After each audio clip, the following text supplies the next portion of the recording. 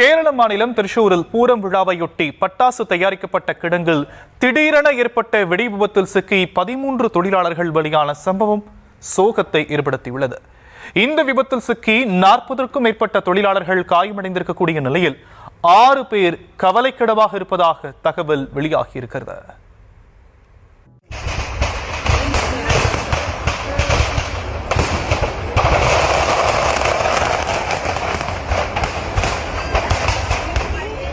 கேரள மாநிலம் திருச்சூரில் அமைந்துள்ள பிரசித்தி பெற்ற வடக்கு நாதன் கோவிலில் வரும் 26ஆம் தேதி பூரம் விழா நடைபெறவிருக்கும் நிலையில் அதற்கான முன் ஏற்பாடு பணிகள் தீவிரமாக நடைபெற்று வருகிறது.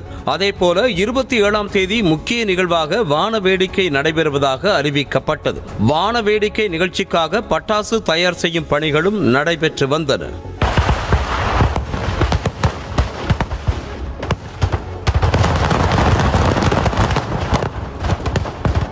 வான வேடிக்கை நிகழ்ச்சிக்காக திருச்சூர் மாவட்டம் முண்டதிக்கோட் பகுதியில் உள்ள பட்டாசு சேமிப்பு குடவுனில் பட்டாசு தயாரிப்பு பணிகள் நடைபெற்று வந்தன. திருவிழாவை ஏற்பாடு செய்யும் 2 முக்கிய குழுக்களில் ஒன்றான திருவாம்பாடி தேவஸ்தானத்திற்காக தொழிலாளர்கள் பட்டாசுகளை தயாரித்துக் கொண்டிருந்ததாக கூறப்படுகிறது.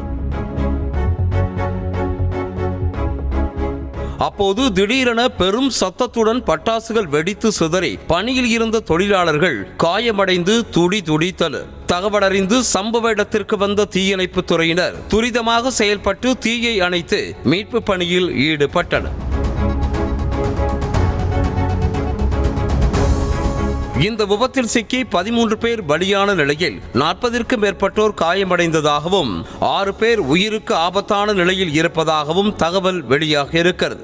இதற்கிடையே உயிரிழந்தவர்களின் குடும்பத்திற்கு பிரதமர் மோடி மற்றும் கேரள முதலமைச்சர் பினராயி விஜயன் உள்ளிட்ட பலர் தங்கள் இரங்கல்களை தெரிவித்து நிதி உதவியும் அறிவித்துள்ளனர். செய்திகளை உடனுக்குடனும் துல்லியமாகவும் தெரிந்து கொள்ள சப்ஸ்கிரைப் பண்ணுங்க.